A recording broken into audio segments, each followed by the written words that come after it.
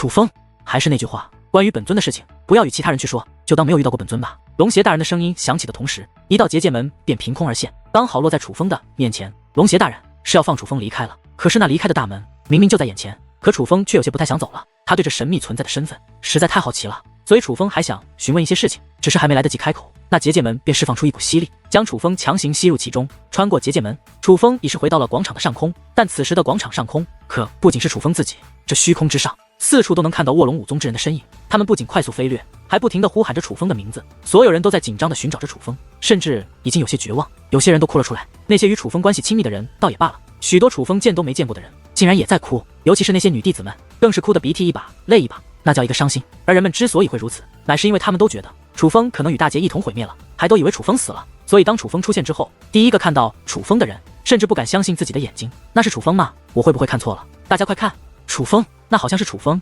楚风，真的是楚风！伴随阵阵呼唤，很快在场的所有人就都发现了楚风，于是乎无数道身影同一时间向楚风飞掠而去，转眼间楚风就被浩瀚人海围得水泄不通，但冲在最前面的却是那些楚风较为熟悉的身影。楚风哥哥，你跑去哪里了？紫菱第一个冲到楚风面前，此时的他不仅满脸的泪水，连眼睛都哭肿了，可以想象他有多担心楚风。傻丫头，大劫都消除了，我还会有事吗？只是解除大劫的同时，被卷入了一个空间，被困在了里面。楚风笑嘻嘻地说道，但他并未说出实话，而是随便编了一个理由。毕竟那个神秘存在特意嘱咐了楚风，不能说这大劫与他有关。楚风知道那神秘存在的实力凌驾于卧龙武宗宗主之上，所以对于他的命令，楚风也是不敢违抗。而紫菱等人对楚风深信不疑，何况眼下他们最关心的是楚风的安危，眼见着楚风无恙，自然也就不会去追究别的。可突然间，原本将楚风围绕起来的漫天身影竟纷纷飞落而下。定目再看，无论是长老还是弟子，已是整整齐齐地落在了地面之上。紧接着，无论是长老和弟子，竟都对楚风施以大礼。他们什么都没有说，可只是这样的礼节，却让楚风心头微微一颤。这是来自于卧龙武宗众人的敬意，并且极为真诚。想一想，自从进入卧龙武宗，楚风就开始遭受到打压，各种阴谋阳谋都落在了楚风身上。哪怕楚风安安分分，可却只因崭露头角，便有祸端从天而降。所以楚风非常清楚，卧龙武宗这个地方可不是什么和善之地。可不管这些人平日里如何争名夺利，如何明争暗斗，但眼下至少此时，他们对楚风的敬意与感激是真实的。无论如何，此时的楚风是得到了他们的认可和尊重的。既然大劫已除，就都散了吧。忽然宗主大人开口了，而宗主大人开口后，众人自然也是不敢违抗，纷纷起身向各自的岗位行去。只是大多数临行之时都会再看楚风一眼，有人对楚风投来笑意，有人再度施礼，但也有不少人会将最后一眼看向紫菱。看向紫菱的多是女子，那目光也大多相同，都是羡慕之色。今日所经历的简直如梦如幻，可他们都清楚，若不是楚风破开大劫，他卧龙武宗将要解散，他们都将离开此地。虽说卧龙武宗的最强者仍是宗主大人，但他们都知道，今日拯救了卧龙武宗的乃是楚风。这样的楚风，连老一辈都心生敬意，就别说小辈们了。很显然，楚风已是成为了很多小辈心中的英雄，而英雄这种存在，不正是无数少女心中梦寐以求的如意郎君吗？面对这样的楚风，那些女弟子们可不只是投去目光那么简单，很多人已经在暗中传音，偷偷示好。只是对于这种声音，楚风却是连回应都懒得回应。这也是为何那些女子看向紫菱时会如此羡慕的原因。很显然，楚风似乎只对紫菱感兴趣，其他女子哪怕再貌美再年轻，楚风也是不感兴趣。只是忽然之间，宗主大人却昏倒了。见此一幕，段柳风以及楚风等人则是赶忙上前查看，但是好在宗主大人虽然昏迷了过去，但是身体状况却较为稳定。只是他们也不知道宗主大人昏迷的原因，无奈之下只得将宗主大人先送回他的府邸休息。楚风等人自然也是陪同，尤其是楚风也是想尽办法寻得宗主大人昏迷的原因。只是可惜他一直未能找到原因。只是就在此时，一道暗中传音却映入楚风的耳中：楚风，你出来一下。这道暗中传音乃是那卧龙之首，这位卧龙之首依旧戴着面具，哪怕如今的楚风已是得到了宗主大人的认可，可是这位卧龙之首却仍是非常神秘。本来楚风是想着找个机会向宗主大人询问这卧龙之首的身份的，只是没成想还没来得及开口，宗主大人便陷入了昏迷。楚风知道卧龙之首之所以暗中传音，是不想让其他人发现什么，于是楚风也是以暗中传音回复道：有事，咱们的账也该算一算了。卧龙之首说道：你到底是谁？我们认识吗？楚风问道。嘿，真的想不起来了吗？就在此时，那卧龙之首的声音忽然变化，那不再是男子的声音，而是一个甜美的少女的声音。卧龙之首的声音变了，那是一道稚嫩且甜美的少女声音。这个声音楚风听过，并且记忆深刻。再看看卧龙之首的那矮小瘦弱的体态，楚风的目光也是发生了变化。他想起这位卧龙之首是谁了。卧龙之首乃是紫心堂那个传说中的修炼至宝，那修炼至宝可不简单。紫心堂为了寻找他，可是耗费了不少力气。而楚风也险些被他所害。他曾进入楚风丹田，想掠夺神树种子以及楚风的血脉之力，只是他不仅遭到了神树种子的反击，更是遭到了楚风那天雷血脉的攻击。在天雷血脉面前，那修炼至宝根本没有一战之力，很快便从楚风的丹田内消失。楚风本以为那修炼至宝已经被自己的天雷血脉所抹除，不曾想他竟然还活着，并且还成为了卧龙武宗宗主的弟子。可是不应该啊！这位卧龙之首明明是小辈，但那修炼至宝可是在紫星堂建立之初就已经存在的。他明明是存在多年的老怪物，他怎么可能是小辈呢？你是紫星堂的那位？楚风以暗中传音问道。总算想起来了吗？那还不算傻，最起码还记得我的声音。卧龙之首的笑声很甜，似是在因楚风记得他而感到高兴。可这笑声明明如此悦耳，但却让楚风的内心变得不安起来。既然这卧龙之首真的是紫星堂那修炼至宝，那么这卧龙之首便真的是很危险的存在。毕竟那一日他想掠夺楚风的神树种子，想要炼化楚风血脉乃是事实。虽然他最终失败，可那一幕太过触目惊心，楚风现在回想起来仍是有些后怕。楚风深知这修炼至宝的厉害，并且他们之间也的确是有过节。面对他，楚风还真是不得不防。所以当日你是逃脱了，可你明明不是小辈，为何在七界天河那真元孤山内你能不受大阵影响？楚风觉得就算是这修炼至宝骗过了宗主大人，可那真元孤山内的阵法力量连段柳风都无法瞒过去，他应该也无法瞒过去才是。可他当日在真元孤山内偏偏来去自如，就宛如他真的是个小辈一样，这让楚风十分不解。我的确存在这个世上许久了，但不代表我就不能成为小辈。当日在紫星堂你们看到我的时候，我乃是新生状态，若非要说我现在的年龄比你那也是小得多。卧龙之首说道。那你是如何进入卧龙武宗的？按照时间推算，你应该也是认识宗主大人不久，是他发现了你吗？还是你欺骗了宗主大人？楚风问道。关于这些，你若想问，可以去问我师尊，我现在有别的事要与你说，随我出去一下吧。卧龙之首说话间便向外走去，有什么事情在这里说即可。楚风虽然始终与他暗中传音，可楚风却不想随他出去，这家伙太可怕了，并且他对楚风的确有敌意。在这里有段柳风他们在，楚风觉得他不敢对自己如何，可若离开此地，那可就不好说了。楚风若是出去，那不是羊入虎口吗？你放心好了，我师尊很看好你，我不会伤害你的，只是咱们之间的事情有何需要解决一下。卧龙之首说道。有什么事情是在这里不能说清的吗？楚风问道。楚风，想不到你如此胆小啊，那倒是我高看你了。我要与你说的事，在这里不方便说，你若不出来，我也没办法。哦，对了，你是不是认识龙氏公主龙小小？我前些日子与师尊离开了卧龙武宗一次，听闻了一些关于那龙小小的事情。那个丫头可是因为你而很惨呢。卧龙之首说这些的时候有些阴阳怪气，可是当龙小小很惨这几个字映入楚风耳帘后，楚风表面虽然无恙，可内心却已是掀起惊涛骇浪。龙小小对楚风极好，二者也可以说是经历过考验的生死之交。楚风早就想过，自己得罪圣光一族后，圣光一族会不会对自己的朋友出手，而现在来看，很可能他担心的事情已经成为了现实。龙小小怎么了？楚风问道。哟，看来你们的关系还真是不简单。不过你是真的关心他，还是装模作样呢？就让我来替他检验一下吧。记住自己过来，可别叫别人。卧龙之首此话说完便走出了出去。楚风迟疑了一下，但还是很快跟了出去。卧龙之首一路飞行，直到一处安静的地方才飞落而下。他落地之后摘下了脸上的面具，那清秀的脸蛋非常好看，但看上去却十分稚嫩，就像是一个孩子。但楚风知道他可不是什么孩子，而是一个存在多年的老怪物。现在可以说了吗？楚风问道。楚风，当日你我不熟，我的确想要霸占你体内的一些东西，对此我可以向你道歉。只是当日在你丹田内，我留下了一些东西，那东西对我来说还挺重要的，我也没有别的要求，你只要将它还给我，咱们两个的事情就算扯平了。至于龙小小的事情，我自然也可以全部告诉你。卧龙之首说道。楚风知道卧龙之首说的是什么。当日他进入楚风丹田，想掠夺楚风丹田内的神树种子和血脉，结果却被赶跑。虽然他得以逃脱，可却在楚风丹田内留下了一个类似珍珠模样的光芒体，那光芒体蕴藏着很强的力量，同时也有着这卧龙之首的气息。你先说，只要你说的是真的，我会将它还给你。楚风说道。卧龙之首叹息一声，随后他那原本纯真的眼眸之中忽然涌现一抹凶光。看来还是要我自己动手啊。话罢，卧龙之首伸出手掌，那小手很小，可却有尖锐的指甲延伸而出，冲着楚风的丹田便刺了过去。他速度极快，正常来说楚风根本无法闪躲，可偏偏他落空了。他未能碰到楚风，楚风的身影便御空而起，抬头观望，虚空之上不仅仅有楚风，还有着另外一道身影，那便是段柳风。贤弟，还好你叫了我过来，这家伙果然不是什么好人。段柳风对楚风说道。楚风出来之前迟疑了一下，实际上是暗中传音，让段柳风暗中保护自己。楚风实在信不过这卧龙之首，只能出此下策。卑鄙的家伙！卧龙之首倒也不傻，很快明白了经过，只是他看到段柳风后，眼中只有一丝愤怒，但却并没有丝毫惧怕。突然，卧龙之首消失不见，再度出现之时，竟是楚风的身后。只不过段柳风反应很快，一把将楚风推开，抬手一拳攻向了卧龙之首。这一拳虽然没有掀起滔天威势，可实际上力量之强，可就是这样刚猛的一拳，那卧龙之首竟没有闪躲，而是伸出小手，他竟然将段柳风的这一拳给挡了下来。倒是小看这家伙了，贤弟离远一点，有我在，他伤不到你。段柳风对楚风说完此话，体内便释放出更为强大的气息，那架势是要狠狠教训一下这位卧龙之首。可卧龙之首也是不甘示弱，眼中甚至涌动出了杀意。住手！可就在此时，一道声音突然炸响，顺势观望，那凶相毕露的卧龙之首何止变得乖巧，更是变得委屈起来，因为那位说话的乃是宗主大人。宗主大人醒了，就站在不远处，凝望着段柳风与卧龙之首，并且看他的状态非常不错，只是他依旧是老太婆的模样，并未恢复之前的年轻美貌。师尊，这段长老欺负弟子。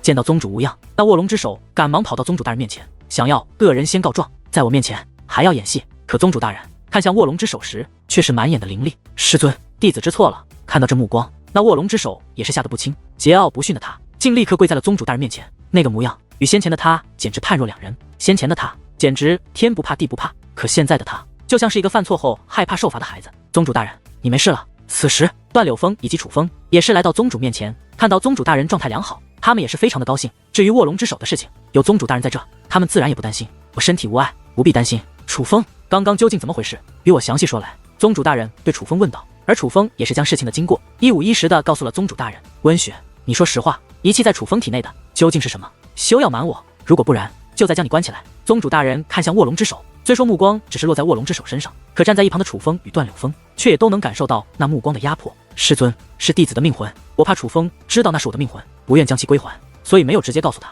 我刚刚也只是想拿回命魂，不会伤害到他的。卧龙之首说道，你的命魂在楚风身上，为何不告诉我？宗主大人问道。弟子不想让师尊知道我曾对楚风做过的事，是害怕师尊责怪弟子。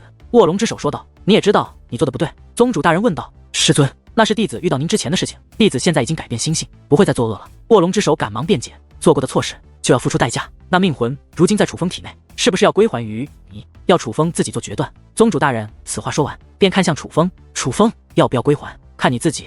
这句话是当着所有人面说的，可是紧接着却有一道暗中传音落入楚风耳帘。楚风，他命魂在你手中，若是你死了，他的命也保不住，只要你守住他的命魂，他也根本没办法拿走。刚刚对你发动攻势，只是想要趁你不备罢了。宗主大人的意思，楚风明白，是不想让楚风归还。宗主大人，我将那命魂交给您，不是更好？楚风也是以暗中传音问道。不妥，你知道他的来历，他并没那么简单，他的命魂在哪里，他是感应得到的。若是交给我，他会不停地找我要，对我来说也很头疼，还不如一直放在你那里。宗主大人以暗中传音说道。听到这里，楚风已经明白，于是当众说道，宗主大人，弟子也觉得做过的错事就要付出代价，如若不然，对好人很不公平。话到此处，楚风看向卧龙之首，抱歉了，这命魂不能归还于你。见楚风不归还，卧龙之首气得咬牙切齿，随后便一把抱住宗主大人的胳膊。师尊，您看吗？这楚风根本就不想归还，那可是弟子的命魂，怎能放在他人身上？若是他死了，那弟子也要跟他一起死啊！而这楚风这么喜欢惹是生非，万一哪天遇到狠人，一巴掌就将他拍死了，那弟子岂不是也要跟着陪葬？那弟子也太倒霉了吧！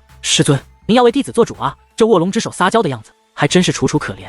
只是这话落到楚风耳中，楚风却是眉头微皱，心想：我哪里喜欢惹是生非了？明明都是别人找我麻烦好吗？至于宗主大人，却也是摇了摇头，那是楚风之物，他做的决定，我无权干预。你回去吧。另外，我提醒你一句，今天先放过你，但若再敢擅自对同门之人出手，我绝不轻饶。宗主大人说道。知道了，师尊，弟子不敢了。卧龙之首很是委屈，可是他似乎真的很怕宗主大人，竟真的乖乖起身准备离开。只是离开之时，却有一道暗中传音进入楚风耳帘。楚风，你给我等着，总有一天，我要你心甘情愿的将我的命魂归还于我。知道了。卧龙之首，哦不对，应该是温雪。楚风笑嘻嘻的回应道。滚蛋，温雪是你能叫的吗？只有我师尊可以叫。卧龙之首狠狠地瞪了楚风一眼，随后便快速的离开了。宗主大人，这丫头是如此妖物，您为何要将她留下呀？卧龙之首刚走，段柳风便询问道。的确是妖物，可却也是栋梁之才，我卧龙武宗需要壮大，只凭借楚风和紫菱可是不行。放心吧，我能够掌控他。宗主大人说道。段柳风显然还是有些不放心，可是宗主大人都这样说了，他也是不好再说什么。楚风，你喜欢那龙小小吗？宗主大人忽然看向楚风，弟子并不喜欢龙小小。楚风说道。既然不喜欢，那他的事情你就不要管了。宗主大人说道。宗主大人，弟子虽然不喜欢龙小小，可他却是弟子的朋友，他若出事，弟子不能见死不救。宗主大人，您也知道龙小小的事情吗？那您能否告知弟子，他究竟怎么了？楚风问道。真的只是朋友？宗主大人问道。真的只是朋友？楚风说道。宗主大人的目光一直凝视着楚风的眼睛，似是在看楚风是不是在说谎。他看了有一会后，目光才变得柔和。那丫头的确是出事了，他父亲要将她嫁入圣光一族，但是他死活不肯。为了拒绝这门婚事，他自毁了容貌，是无法修复的那种。可圣光一族却并不打算放过他，如今不仅是他岌岌可危，他龙氏也面临着灭门之灾。宗主大人说道。那宗主大人，您可知道龙小小她现在何处？楚风再度询问。他想尽快找到龙小小，龙氏全族的安危他倒不是特别关心，但龙小小的安危却让楚风忐忑不安，心急如焚。这我去哪里知道？关于龙小小的事，也只是偶然间听闻，纯属巧合。至于具体经过，甚至不知是真是假，自然也不清楚。龙小小现在何处？况且我也不会特意去打听这种事。楚风，你若要管这件事，我倒是不会阻拦你，这是你的自由。但是楚风，这既然是你的私事，那我卧龙武宗是绝对不会帮你的。宗主大人对楚风说道，只是话语之间流露出的意思，却都是他不想让楚风去。多谢宗主大人告知，虽然并没有得到自己想要知道的准确消息，但楚风还是对宗主大人施以一礼。楚风能看得出来，宗主大人其实很喜欢紫菱，之前对自己更像是一种试探，试探自己对紫菱的心意。也正因为宗主大人很是喜欢紫菱，他应该很不希望楚风插手龙小小的事情。毕竟严格意义上来说，龙小小算是紫菱的情敌。不管楚风是否喜欢龙小小，但龙小小喜欢楚风却是一件事实。宗主大人原本可以隐瞒关于龙小小的事，或者干脆不让楚风离开，但是他没有那样做，这便是楚风感谢他的原因。楚风，你是真的要去吗？你可有想过紫菱的感受？宗主大人再度对楚风问道。宗主大人，很抱歉，就算紫菱她不愿意，我也还是要去。楚风修武为的不只是守护亲人爱人，为的是守护每一个对我而言重要的人，这其中自然也包括朋友，也包括龙小小。宗主大人，倘若弟子是一个朋友陷入危难却不管不顾的人，那我便是一个不值得信赖的人。您也不会喜欢这样的我，也不愿意将紫菱托付给这样的我吧？楚风给出了自己必须去的解释，而他的这套说辞也是让宗主大人有些动容了。既然你执意要去，那便早些去吧，早些处理完，也早些回来。虽然是你的私事，但我也希望你能妥善解决。不管怎么说，你也是我卧龙武宗的弟子，我希望你能安然归来。至于紫菱，你也不用担心，我忽然想到了一个方法，也许能够医治紫菱的病情。宗主大人说道。虽然很不希望楚风去，但看得出来，宗主大人也是关心楚风的。多谢宗主大人。紫菱的事让宗主大人费心了，而提及紫菱，楚风也是有些过意不去。紫菱如今的情况也是非常危险，虽然楚风现在没有办法解决紫菱的情况，可也应当陪着紫菱的。但龙小小遇难，楚风也实在无法置之不理。况且此次出去，很可能要面对圣光一族，楚风也不方便带着紫菱一同去。不用与我说客套话，紫菱是我弟子，不管他与你是什么关系，我对他都不会见死不救。至于你，该说的我也说过了，你执意要去，就快去快回吧。但若是遇到不测，也别来怪我们。宗主大人此话说完，便起身离开。虽然他也关心楚风，可离开之时仍是有些冷漠，或者说是带着怨气离开的。想必他也很是纠结，一方面不希望楚风出事，一方面还会因为楚风要去帮龙小小而感到不悦。但是对此，楚风能够理解。虽然在这个世界上，普通男人娶个3妻4妾都是很正常的事，而对于修武者这种可以活到万年的存在而言，就算娶几百甚至几千个妻妾，那也不是什么新鲜事。楚风甚至曾听闻过有人娶了几万个女人做妻妾，不仅仅是女人，甚至还有男人娶男人，当然也有女修武者自己娶了几百个男人做男宠。毕竟这是实力未尊的世界，只要有实力，就算是丑陋的妖物，也有许多年轻貌美的女子愿意嫁给他。可话说回来，无论男女，谁又不希望自己能够被一心一意的对待呢？宗主大人如此看好紫菱，自然也希望他的紫菱是被一心一意对待的。想到这里，楚风更加惭愧了。毕竟在紫菱之前，楚风还有苏柔和苏美呢。楚风虽然不滥情，不是那种见一个爱一个的人，但他也很清楚，他不是一个足够专一的人，因为他的心里可不只有苏柔、苏美，还有紫菱。所以严格来说，他觉得就算他不喜欢龙小小，但也是没有达到宗主大人的期望的。他不是一个专一的男人。贤弟啊，宗主大人刚刚的意思很清楚了，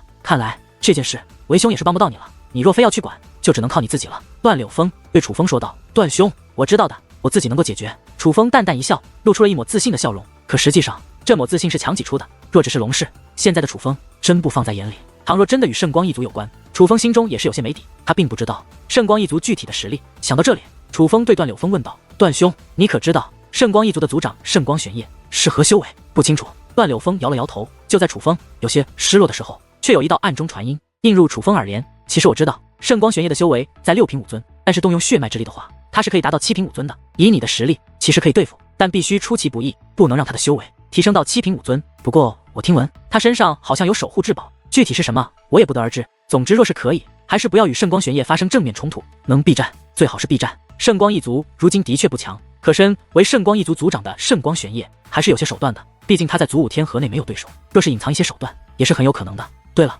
可千万别让宗主大人知道，这些是我告诉你的。原来段柳风知道圣光玄烨的事，只是害怕宗主大人责怪，所以才暗中传音告知楚风。楚风冲着段柳风笑了笑，不仅仅是因为这位兄长还是给予了自己提示，最主要的是因为这个消息对自己而言很有用。6品武尊的修为，那如今的圣光一族，楚风还真就是有一战之力。也许此次离开，他与圣光一族的恩怨也应当画下一个句号了。况且楚风还有其他底牌。当然，楚风并未直接离开，而是先与紫菱告别。楚风没有隐瞒，直接告知了紫菱他与龙小小的关系，而紫菱并没有丝毫的不开心，反而非常支持楚风的决定，甚至要陪着楚风一起。只是宗主大人，自然不会放紫菱与楚风同去。况且就算宗主大人愿意，楚风也不愿意，毕竟这是一件有危险的事情。于是楚风便借用卧龙武宗的传送阵，直接前往了龙室。不过临行之前，段柳风悄悄地塞给了楚风一块令牌，那是卧龙武宗的传送令牌。有着这块令牌在，莫说是圣光天河，就算在任何地方，任何一座传送阵，只要进入其中，然后使用这令牌，便可以锁定卧龙武宗的位置，从而传送到卧龙武宗。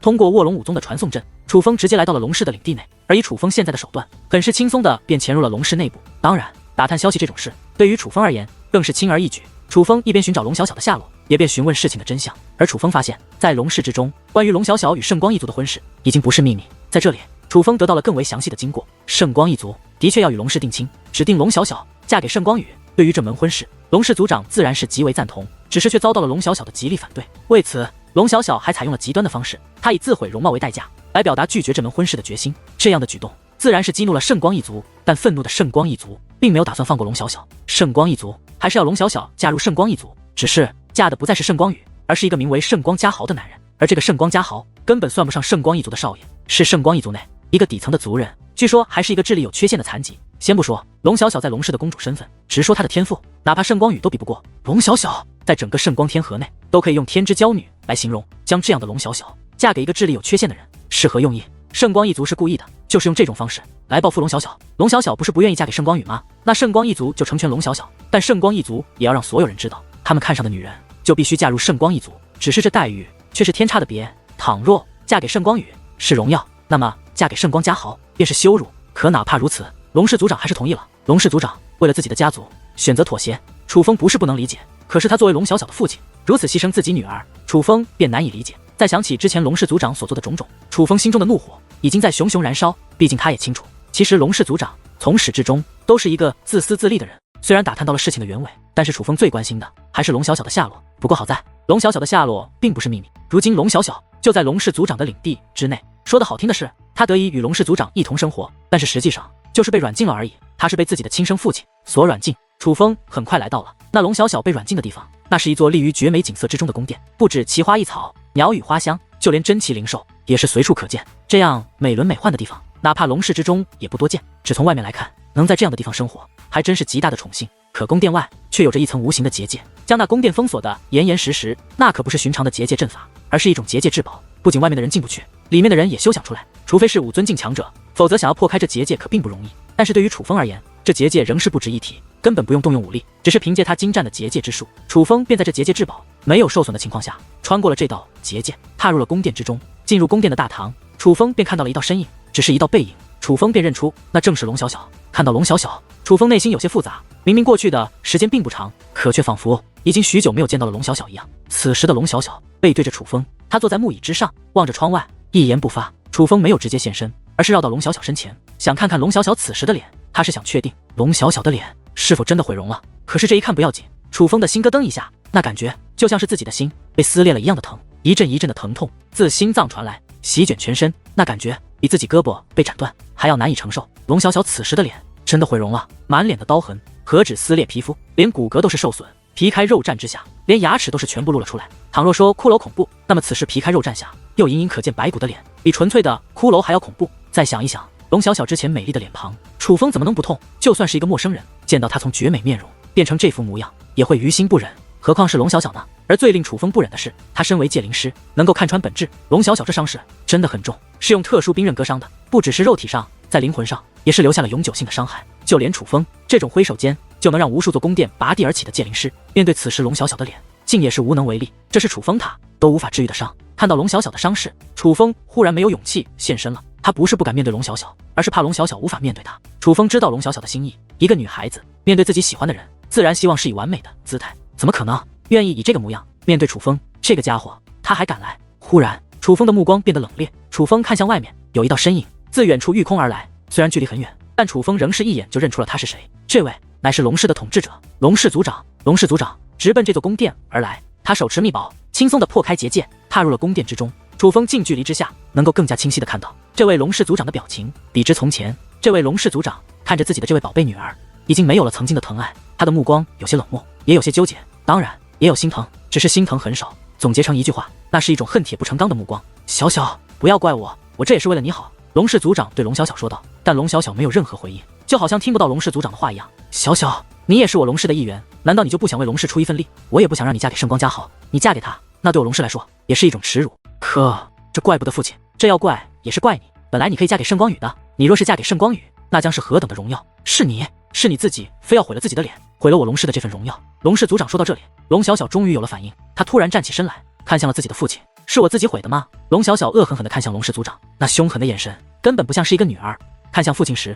所该有的目光。当日你也在场，你知道我这脸是怎么弄的，你知道是谁做的，可你在做什么？你在袖手旁观。龙小小咬牙切齿，连身体都在颤抖，他的恨楚风这个旁观者都能感受得到。而此话一出，也让楚风明白了一件事，原来龙小小的脸竟不是自己毁的，那么会是谁？但不管是谁都无法饶恕，哪怕还不知道是谁，楚风的心中却已经涌现出一股汹涌的怒火。若要平息这样的怒火，唯有杀掉那个对龙小小出手的人。小小，那也是你任性在先啊！你说出那样羞辱圣光一族的话，还以毁容相逼，云月大人那种人物自然无法忍受。龙氏族长说道。而听到这里，楚风内心的怒火更盛。圣光云月这个人，楚风当然知道，这个恶毒的老女人贵为圣光一族太上长老，但却心狠手辣，之前就曾害过楚风，如今竟然是他毁了龙小小的容貌，并且下手还如此狠辣。楚风已经决定会让这个老女人不得好死，但同时楚风也是再度冷冽地将目光投向了龙氏族长。这个男人同样不可饶恕。大人，对于一个毁了你女儿容貌的人，你居然还称他为大人。不过也对，我对你而言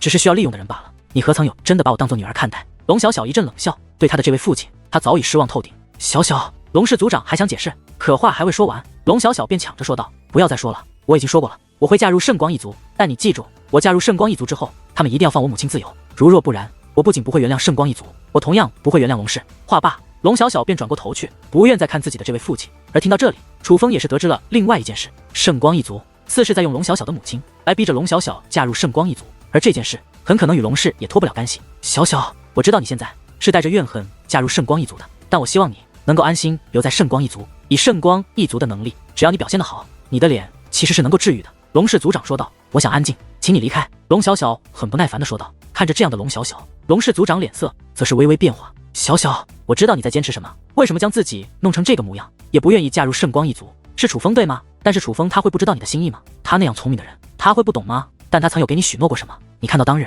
他被圣光一族困住之时，都是什么样的人来救楚风的？连九魂圣族的公主都来了。楚风不是不懂你的心意，只是他的心里没有你，他有更好的选择。傻丫头，你醒醒吧！龙氏族长说道。不要再说了，可以吗？我要怎么做与你无关吧？你到底想说什么？你直说便是，若是不说，便请你离开。忽然，龙小小再度看向自己的父亲，只是此时眼中尽是愤怒。小小，你不要怪我，这是云月大人的意思。龙氏族长从怀中取出了一个瓶子，瓶子打开，一股浓浓的药味便从中涌出。此时，楚风眼中有寒光涌现，那是毒药，虽不致死，但的确是毒药。若是毒性发作，会生不如死。龙氏族长竟要给自己的女儿服下这样的毒药，这才是你来这里真正的意图吧？龙小小也察觉到了那是毒药，但却并没有太大的波澜。他似乎早就预料到了，也或者是经历了太多不好的事，所以对于他父亲这样的举动没有丝毫的意外。小小，你放心，云月大人说过，这药不会取你性命，只会让你变得乖一点。只要你与圣光家豪的婚事顺利举办，就会帮你解毒。话罢，龙氏族长便拿着那毒药向龙小小走去，而龙小小没有丝毫反抗的意思，他已经认命了。可突然，龙氏族长前行的动作被拦住了，是他拿着毒药的手腕被定在那里，但龙氏族长能够感受得到，他的手腕是被人抓住了。可会是谁能够在他毫不发觉的情况下出现在这里？这不仅让龙氏族长意外，同时眼中也是露出了一抹惶恐。而还不待他开口，楚风的声音也是响起：龙氏族长，你可还真是丧尽天良，禽兽不如。为了所谓的龙氏安危，你居然要亲手为自己女儿毒药。楚风声音响起的同时，他的身影也是浮现出。楚风，看到楚风，龙氏族长眼中的惊色更浓。可是相比于自己的父亲，龙小小受到的惊吓则更大，他赶忙转过身去，用手遮住了自己的脸。但是很快，龙小小似是想起了什么，原本想要逃避的他，竟勇敢地看向楚风，并大喊道：楚风，快逃！逃！听到逃字，龙氏族长似是想起了什么，他目光转冷，恶狠狠地开口：楚风小友，得罪了。话音响起之前，他那三品武尊的威压已是释放而出，呈封锁之时，将楚风困在了此处。可是只见雷霆闪过，下一刻，龙氏族长竟如离弦之箭飞了出去，强大的力量使得他狠狠地撞在了墙壁之上。这一击撞的可是不轻，龙氏族长浑身的骨骼都被震成了粉碎，可他却根本顾不得哀嚎，而是瞪大了眼睛看着楚风，看着那雷纹涌动，雷霆铠甲也披于肩上的楚风。龙氏族长下意识地揉了揉自己的眼睛，你到底是谁？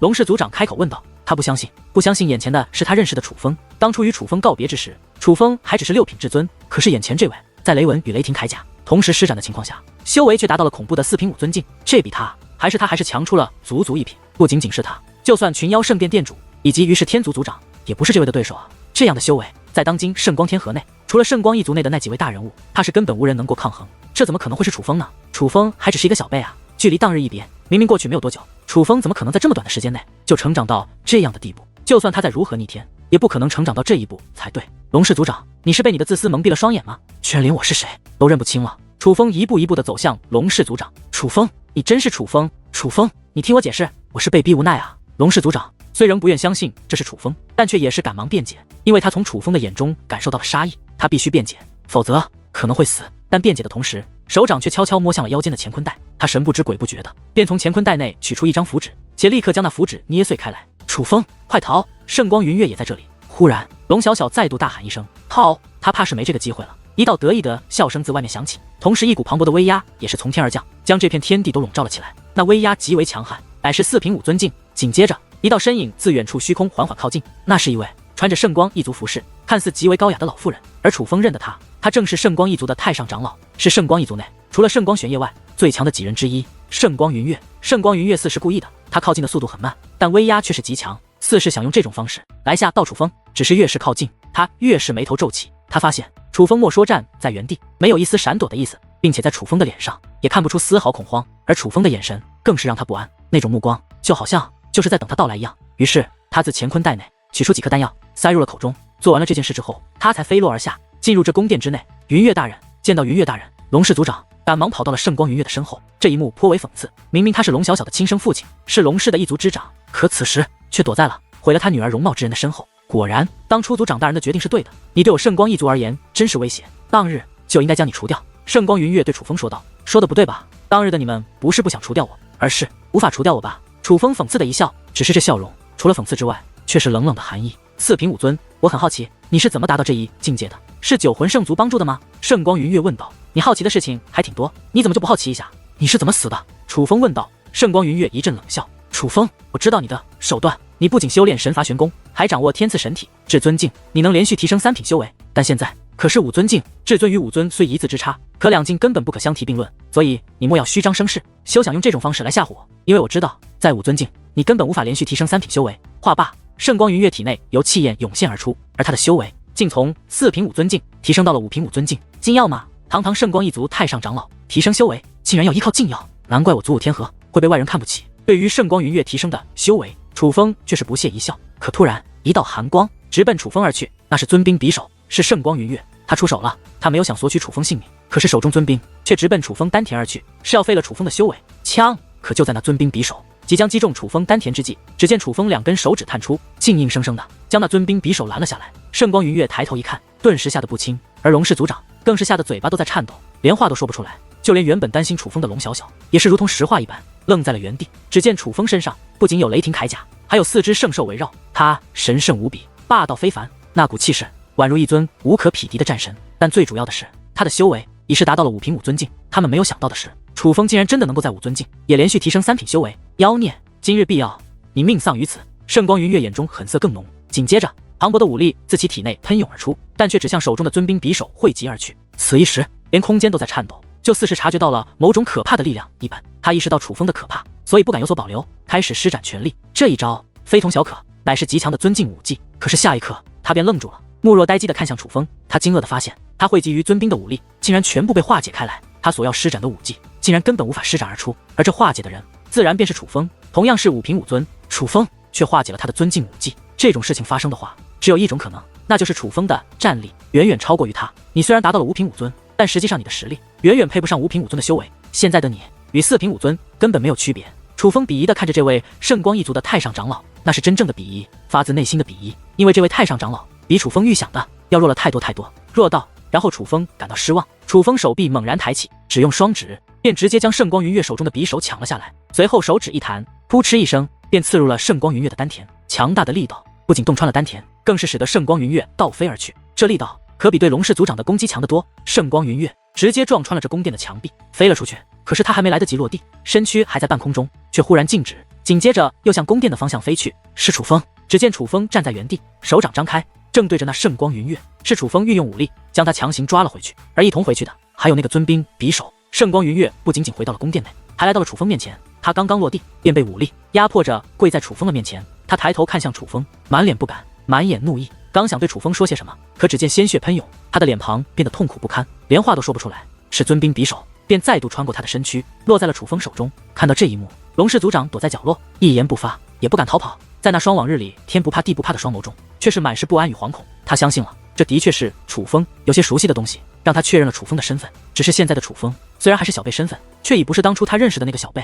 短短时间内，楚风已经成长到了极为可怕的地步，这比他预想的还要可怕。就连圣光云月这种人物都只能跪在楚风面前，那他呢？对楚风而言，他怕是与蝼蚁没有区别。楚风一个喷嚏都能让他飞灰烟灭。看到这样的楚风，他后悔了，他后悔自己的决定，不该轻易臣服于圣光一族。若是他站在龙小小那边，一同对抗圣光一族，一同选择相信楚风，也许今日的结局将全然不同。只是他很清楚，事已至此，哪里还有回旋的余地？想到这里，他竟双腿一软，扑通一声瘫坐在了地上。楚风注意到了龙氏族长的情况，但只是轻蔑地看了他一眼，便又将目光投向了圣光云月。小小公主的脸是你毁的。楚风将匕首抵在了圣光云月的脸上，可相比于那匕首，楚风的目光却更加寒冷。他自己先毁的，既然他如此想毁容，那我就成全了他，让他毁得彻底一点。楚风，我知道你想做什么，你是想为他报仇对吗？那你便来吧，来啊！楚风，你不就是想折磨我吗？有本事你就来！你当我圣光云月是什么人？难道我会怕你吗？圣光云月如同发疯的恶犬，带着冷笑对楚风不停的咆哮，好一副天不怕地不怕的模样。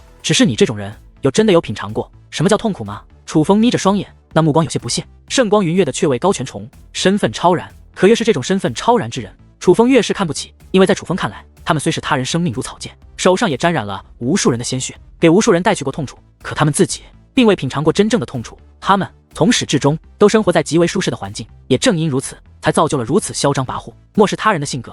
楚风，你算什么东西？你以为凭借你的那些手段就能让我屈服吗？你就算有些天赋，可终究是出身卑微的下等人。你有真的见过世面吗？你知道什么叫做酷刑吗？我就将话放在这里，你有什么手段尽管使，但你的那些手段在我眼里不值一提。今日我若对你说出半句求饶之话，我圣光云月便妄为圣光一族的。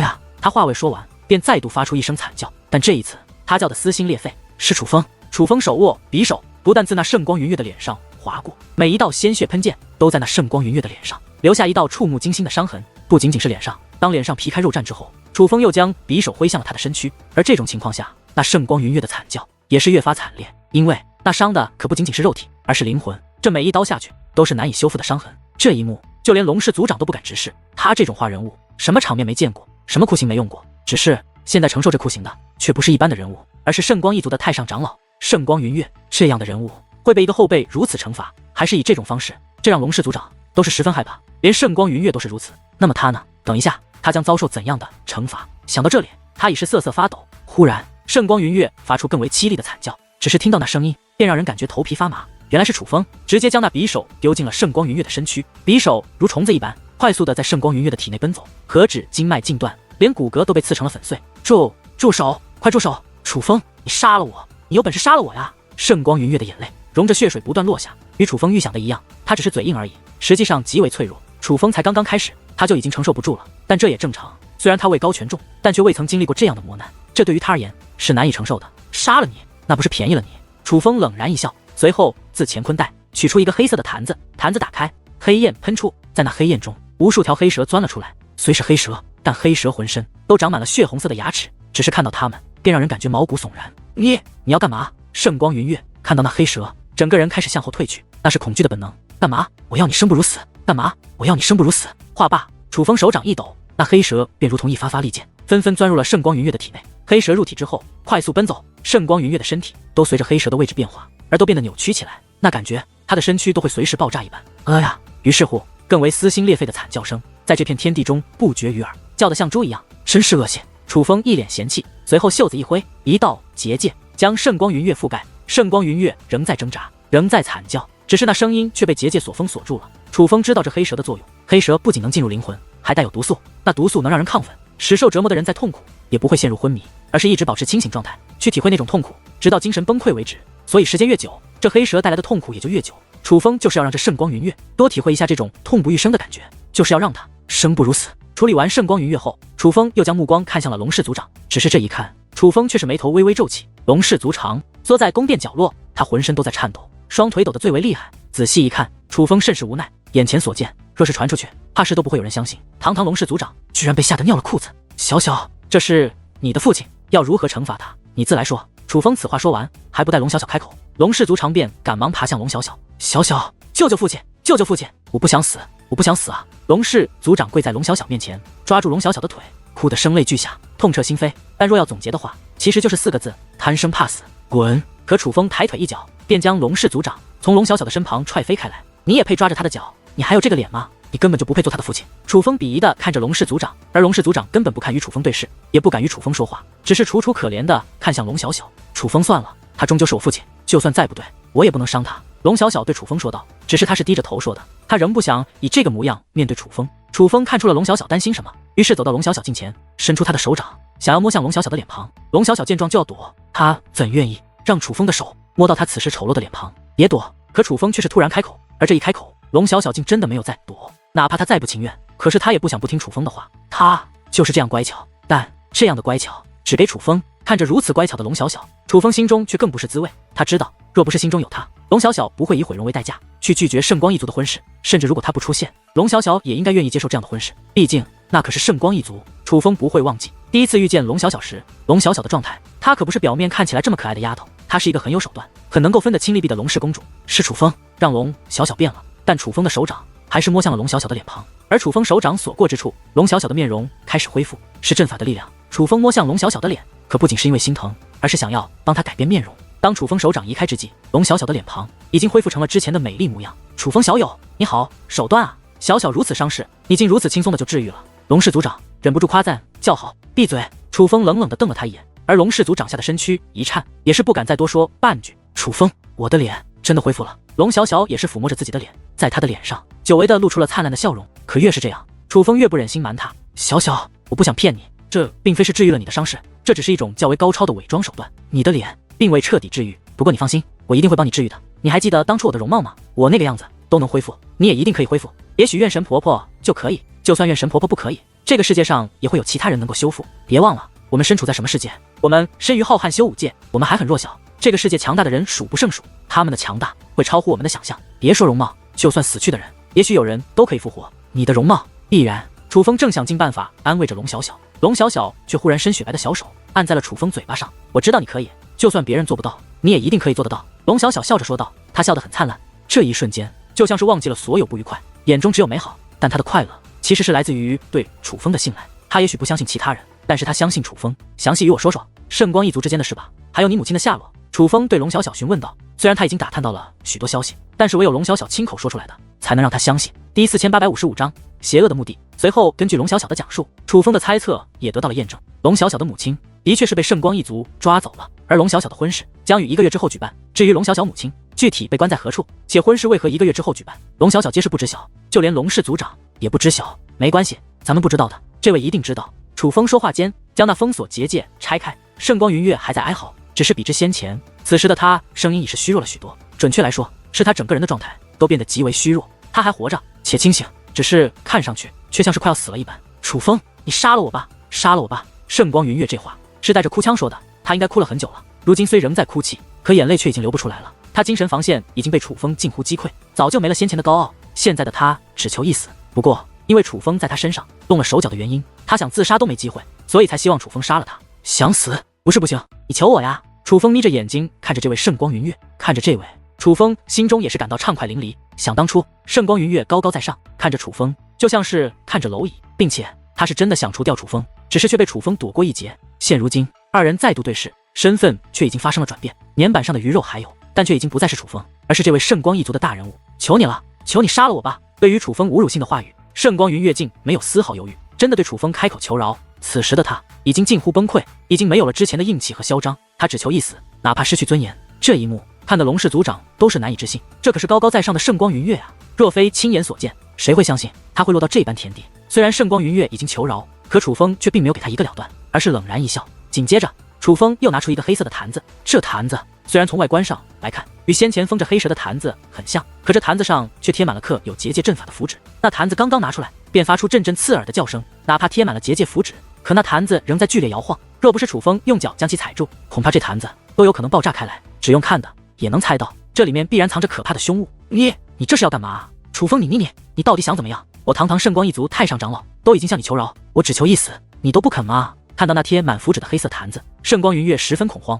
虽然他早就面容已毁，可还是能感受到他的害怕。他知道楚风拿出此物就是用来对付他的。告诉我，小小母亲被关押在何处？楚风问道。你要我死？可以。想叫我出卖圣光一族？绝不可能。圣光云月不知哪来的力气，竟再度对楚风发出咆哮。他是想以此来证明他对圣光一族的忠心，只是可惜，他这近乎使出全身力气的咆哮，换来的只是楚风冷冷的一笑。只见楚风将那踩住黑檀的脚抬开，那符纸也是随之掉落。下一刻，一只指甲大小的物体从那黑檀之内钻了出来。仔细一看，比那黑蛇还要吓人。那是绿色的蜘蛛，可却长着如人一般的脑袋，甚至还有头发，一个个张着嘴巴，一条条绿色的长舌头便伸了出来。仔细一看，那舌头上竟布满了倒刺，看着极为怪异且恶心。这是什么鬼东西？看到那长着人形脑袋的蜘蛛，就连圣光云月都是吓得脸庞变了形。可楚风却什么都没说，只是大袖一挥，那蜘蛛就像是接收到了命令一般，纷纷跳到了圣光云月的身上，开始啃食圣光云月的身体。明明已经没有力气的圣光云月再度发出了撕心裂肺的惨叫。我说，快住手！这一次，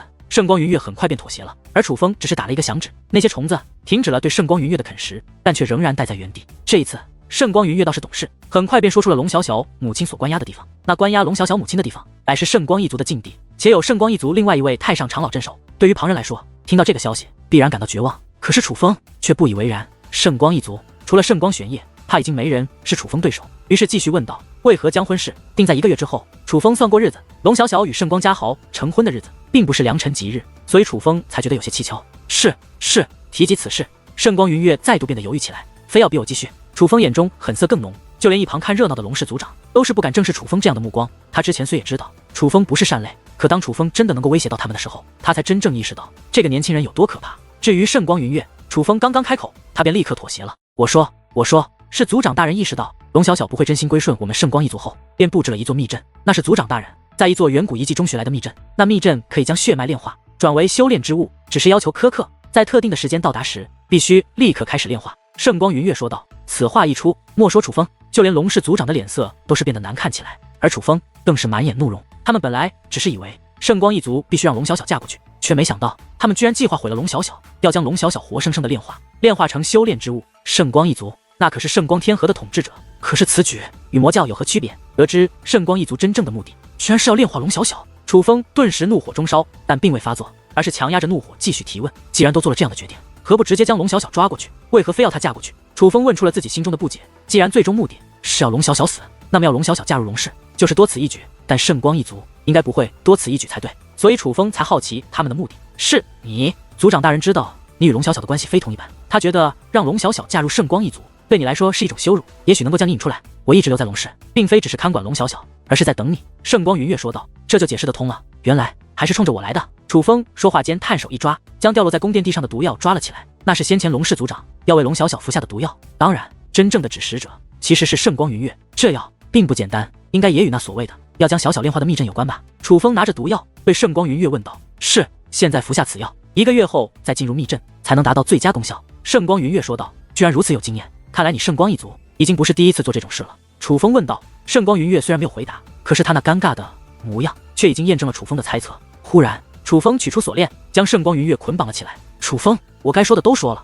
你还想怎样？我只求一死，你都不能信守承诺吗？圣光云月问道。你放心，你这种人，就算你想活，我也不会让你活着，但我还需要确定你说的是不是真的。倘若你骗我，那下场你是知道的。楚风说话间，单手捏诀，结界阵法便浮现而出，结界阵法变幻交织，最终容楚风一个阵法葫芦。阵法葫芦对着圣光云月，顿时磅礴吸力涌现，直接将圣光云月吸入其中。收服了圣光云月后，楚风看向龙氏族长，这毒药是圣光一族精心准备，想必花费了大价钱，浪费掉怪可惜的，要不还是你吃了吧。楚风拿着那毒药对龙氏族长说道。楚风，小小，我是真不知道这圣光一族如此恶毒，我要早知道，无论如何也不会同意这门婚事啊。龙氏族长吓得再度跪在地上，居然开始对着楚风和自己女儿磕头作揖。他是真怕楚风将这毒药给他服下，毕竟楚风是做得出这种事情的。看着这样的龙氏族长，龙小小表情复杂。曾经这位父亲乃是他心中最了不起的人，可现在他才知道他父亲的真实嘴脸是如此的丢人现眼，就连他都嫌弃，就莫说别人了。楚风，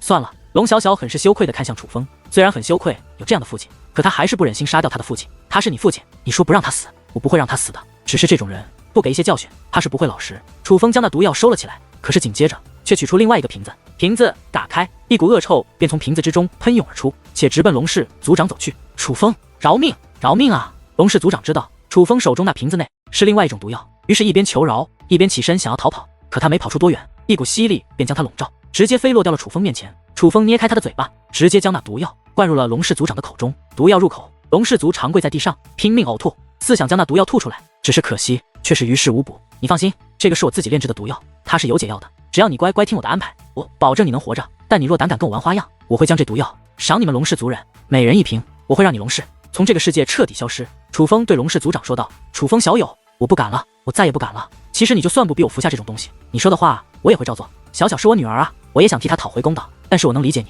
理解你对我的不信任，是我糊涂，是我不对在先，我不怪你。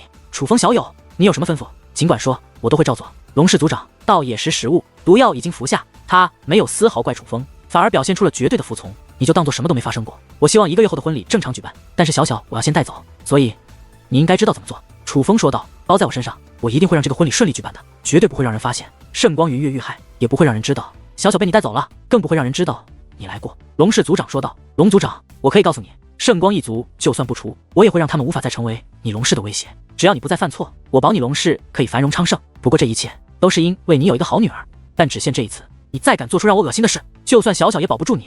楚风此话说完，龙氏族长自然连连点头，他对楚风乃敢有异议。如果是之前楚风说出这种话，他可能还不信，但是现在他信了。现在的楚风的确拥有这个能力。小小，这里不安全，你就跟着我吧。楚风对龙小小说道。好。龙小小连连点头，能跟着楚风，这正是此时的他最想的。这个男人不仅是他喜欢的，还是眼下最能给他安全感的。毕竟就在刚刚，楚风还救下了他。楚风御空而行，龙小小一直跟着楚风，乖巧的就像一只粘人的小猫咪。楚风不说话，他也一言不发，就像是害怕会打扰楚风一样。小小，你就不好奇我有何打算吗？楚风忍不住问道。你决定便是，我知道你一定会救出我母亲。龙小小的眼中何止是信任，那简直是无条件的信任。虽然是无条件的信任，但却也彰显出了龙小小的聪明。他知道楚风当下要做的是解救他的母亲，